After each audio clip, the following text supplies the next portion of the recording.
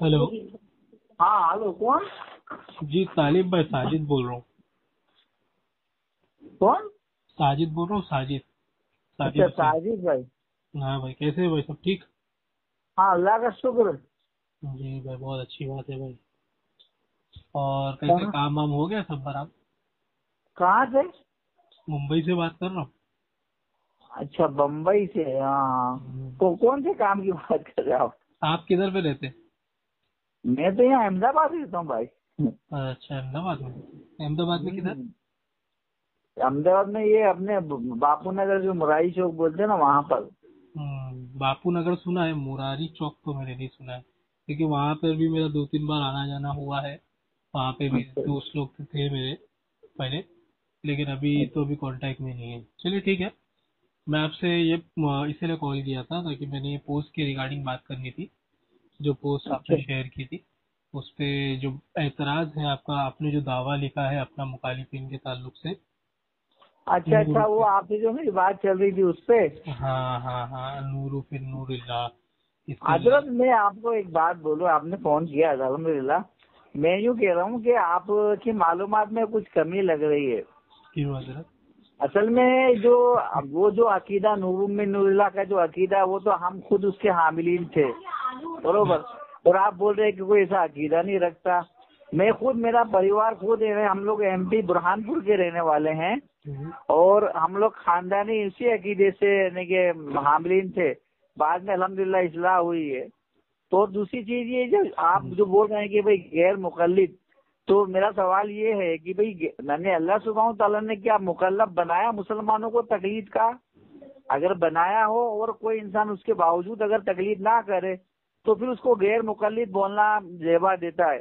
लेकिन अगर अल्लाह ने मुकल्लफ ही नहीं बनाया किसी को तकलीद करने का, फिर अगर कोई इंसान अगर तकलीद नहीं करता है और फिर सामने कोई इतराज करे कि भाई आप गैर मुकल्लिद हैं, तो ये तो बिल्कुल गैर मुनासिब बात है। तो आप पहले ये आप अपना दावा पेश करो कि भाई हाँ ये कुरान की आयत है या ये हदीस है जिससे तकलीफ साबित होती है। तो फिर आप अगर कोई तकलीफ नहीं करता है तो फिर आप उसको गैर मुकल्लिद बोल सकते हैं। तो आप जरा अपने मालूमात में ठीक है, इजाफा कीजिए, या आप कोई दलील दीजिए मुझे। एक काम करते हैं। देखिए, अभी मैं फिलहाल आपसे तकलीफ पे बात नहीं कर रहा हूँ। अगर आप चाहेंगे तो चलिए, मैं गैर मुकल्लिद आपको नहीं बोलूंगा, मैं आपको तालिब बोलता हूँ। चलेगा? नहीं नहीं नहीं, नहीं आप नहीं कह रहे हो, कम से कम कुछ दलील तो होनी चाहिए ना बोलने के लिए। कहने को मैं यूँ कह रहा हूँ कि आप पहले थोड़ा मालूमात हासिल कीजिए। अगर आपके पास कोई दलील हो तकलीफ के ताल्लुक से तो आप उसको भी पेश कीजिए ना। कोई ऐसा कोई जरूरी नहीं, हम उसको कम से कम देखेंगे तो सही कि भाई हाँ भाई ये दलील है और ये माकूल दलील है और इसकी बुनियाद पे किसी को गैर मुकल्लिद कहा जा सकता है, तो देखेंगे उसको इंशाल्लाह। चलिए ठीक है हजरत, कभी इस पे भी मैं बात करूंगा आपसे। और इस पे भी कोई माकूल दलील पेश करूंगा और उस पर बात करेंगे हम। तो अ, आप इन्हें देवबंदी अकाइद से हैं क्या? नहीं नहीं, देवबंदी नहीं। अच्छा हम भी बरेली अकाइद से। हम जो है, हम भी पहले गैर मुकल्लिद ही थे। हम भी है जो पहले ये टेढ़े रास्ते पर थे, लेकिन अल्हम्दुलिल्लाह हमारे माँ बाप ने भी तौबा आप की और गैर हमने भी मुकल्लिद थे तौबा पहले? करके। हाँ, नहीं नहीं, हम पहले वहाँ भी हजरात थे। बाद में हमने तौबा करके, सच्ची तौबा करके मजहब हक को अपनाया और मजहब हक अहले सुन्नत को अपनाया, पहली चीज।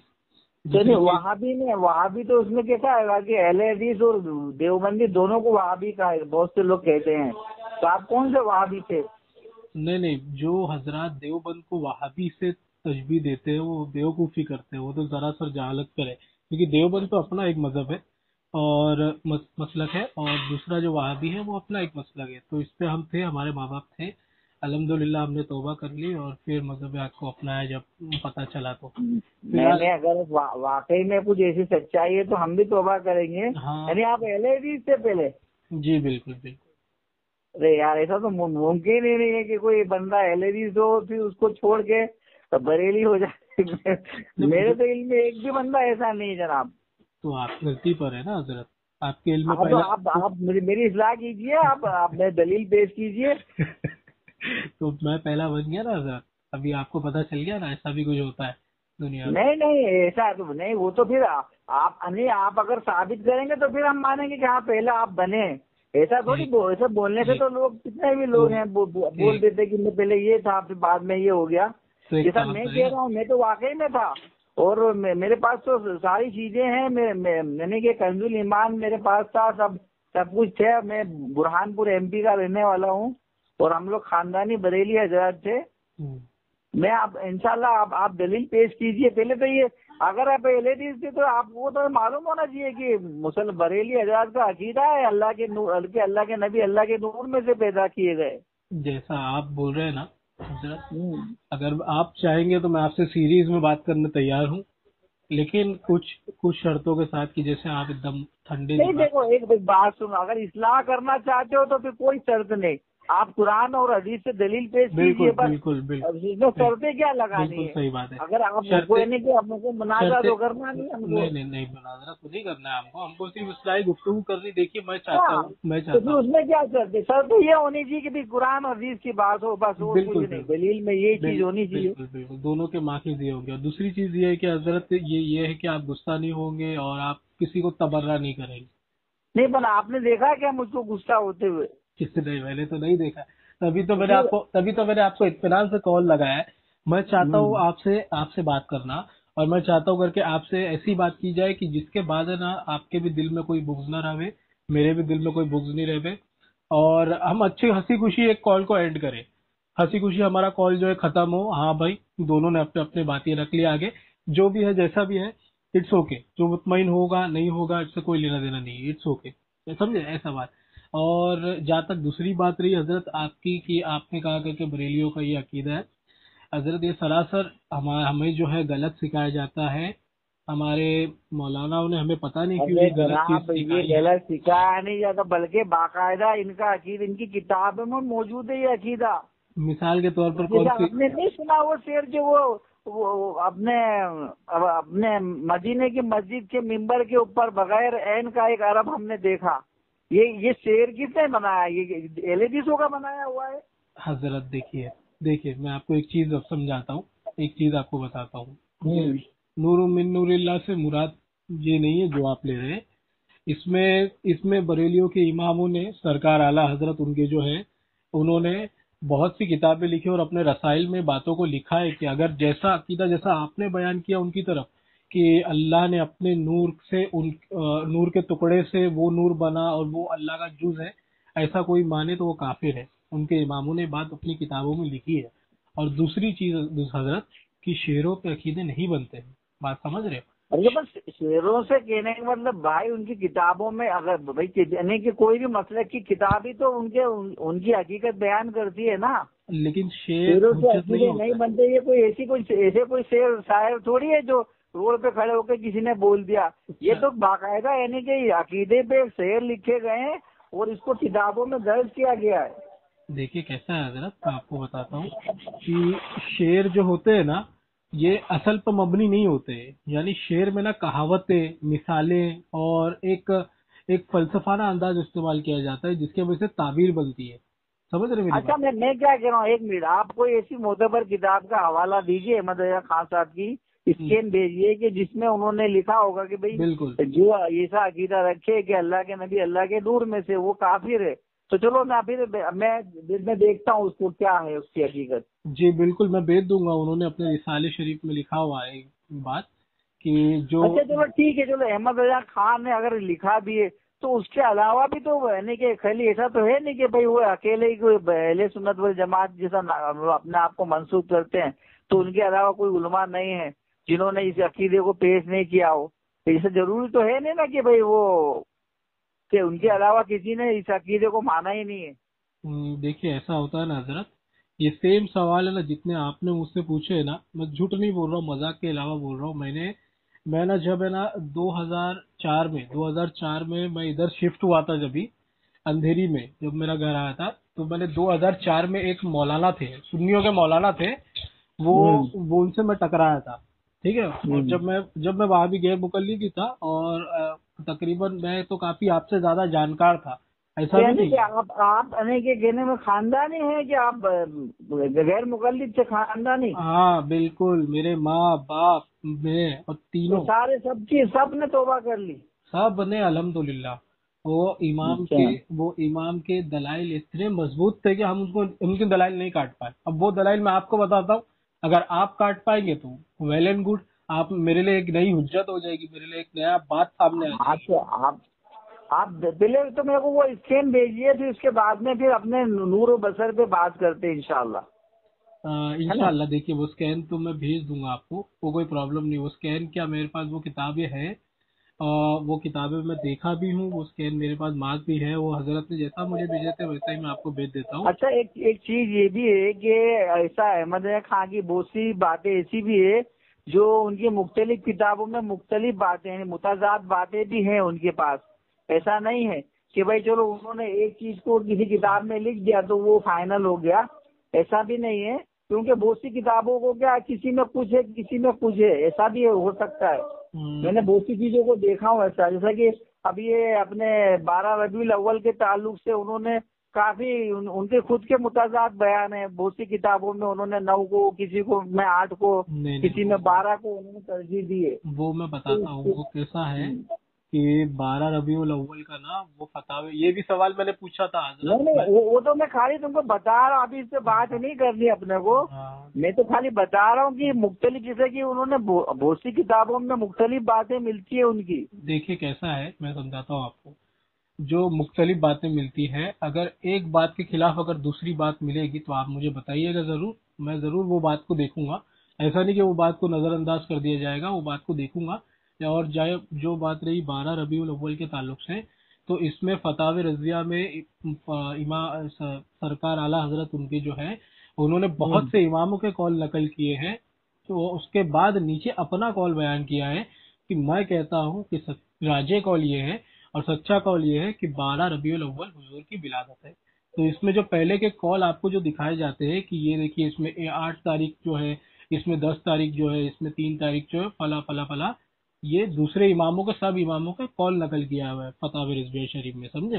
اور دوسری بات یہ کہ نور کے تعلق سے اگر آپ ان کے امام کا، اگر وہ امام کا اگر آپ مختلف قول اگر مجھے بتائیں گے تو ضرور میں مانوں گا کہ انہوں نے اس عقیدے کو اختیار کیا ہوگا کہ اللہ کے نور سے بنائے گئے۔ ہاں وہ اس عقیدے کو مانتے ہو، کیا مانتے معلوم ہے، میں آپ کو بتاتا ایک دم کلیئر۔ ان کا عقیدہ یہ ہے کہ اللہ تعالیٰ نے اپنے نور سے حضور علیہ الصلوۃ والسلام کے نور کو بنایا، اس طریقے سے جس طریقے سے اللہ تعالیٰ نے اپنے نور سے آدم علیہ الصلوۃ والسلام کو بنایا، آدم علیہ الصلوۃ والسلام کو مٹی سے بنایا، ایسا ہی جیسے تکلیف فرمائی۔ آدم علیہ السلام کو اللہ نے اپنے نور سے کہاں بنایا؟ اپنے اپنے نور یعنی نور کامل سے، یعنی اپنے نور معجزات سے اللہ تعالیٰ نے اپنی بات سنیے، ایک منٹ سنیے، میری بات سن لیجیے۔ یہ اللہ سبحانہ تعالیٰ تو خالق ہے، کہنے کا مطلب عدم سے جو چیزیں نہیں تھی اس کو اس نے وجود بخشا ہے، برابر۔ تو اللہ میری بات تو پہلے سن لیجیے آپ۔ نہیں، اللہ سبحانہ تعالیٰ کو کوئی چیز پیدا کرنے کے لیے کوئی مٹیریل کی ضرورت نہیں، جیسا کہ میں درزی ہوں تو میرے کو شرٹ سینے کے لیے کپڑے کی کوئی بڑائی ہے تو اس کو لکڑی کی، کوئی لوہار ہے تو اس کو لوہے کی۔ تو اللہ سبحانہ تعالیٰ کو مخلوقات پیدا کرنے کے لیے پہلے کوئی مادے کی یا کوئی مٹیریل کی ضرورت تو ہے ہی نہیں۔ تو اس نے کہ ایسا تو یہ بتاتے ہیں کہ پہلے اپنے نور کو پیدا کیا، پھر بعد میں اس کے 4 حصے کیے، تمام چیزیں۔ تو بالکل یہ تو کتاب و سنت سے ثابت ہی نہیں ہے جناب۔ نہیں، یہ جو ہے کہ نور سے پیدا کیا، اس کے 4 ٹکڑے کیے، یہ بہت سی کتاب و سنت سے ثابت ہے۔ اور دوسری چیز آپ تحقیق تو کیجیے، آپ بالکل بالکل کریں گے نا، بالکل کریں گے نا۔ امام جلال الدین سیوطی رحمۃ اللہ تعالیٰ نے لکھا ہے الخصائص الکبریٰ میں، اور بہت سے اماموں کو قول نقل کیا۔ چلو ٹھیک ہے، جب آگے بات آئے گی اس پر تو انشاءاللہ۔ چلیے ٹھیک ہے، اس پہ جو آگے بات آئے گی فی الحال دیجیے۔ اور میں آپ کو ہے نا، میری بات سنیے، احمد رضا خان صاحب نے جو 8 تاریخ کو جو ترجیح دی ہے، میں انشاءاللہ اس کا اسکین آپ کو بھیجتا ہوں۔ ٹھیک ہے، تو آپ ان کا قول بتائیں گے نا، دوسرے امام کا قول نہیں بتائیں گے آپ؟ نہیں، احمد رضا خان کی کتاب ہے، انہوں نے کیا کہا ہے وہ میں آپ کو بتاؤں گا۔ حضرت بات سمجھیے، کتاب جو ہے فتاوی رضویہ، اس کے اندر انہوں نے مختلف اماموں کا قول نقل کیا ہوا ہے کہ یہ امام نے کہا ہے 10 تاریخ، یہ امام نے کہا ہے 8 تاریخ، یہ امام نے کہا 11 تاریخ، اور اس کے بعد نیچے کہتے کر کے یہ راجے قول ہے اور یہ میرا قول ہے کہ حضور علیہ الصلوۃ والسلام کی ولادت 12 ربیع الاول، ایسے میں آپ کو بھیجوں گا تو آپ دیکھنا بھی پسند نہیں کریں گے کیا؟ بالکل آپ دیکھ لیجیے، میرے کو، اور وہ آپ اسکین بھیجیے نور کے بارے میں نا۔ بالکل بالکل. اور دوسری چلو چیز, ٹھیک ہے، میں ابھی رکھتا ہوں، اب میرا ذرا نماز کا وقت ہو رہا ہے. بس 2 منٹ اور ایک آخری بات کرنی تھی. اور دوسری ہوں. بات یہ ہے کہ جو آپ نے کہا کر کے نور کی جانب سے، تو دیکھیے ایسا ہے کہ اللہ رب العزت چاہے تو بنا مادے کے بھی کسی کو پیدا کر سکتا ہے، کوئی ایشو نہیں ہے.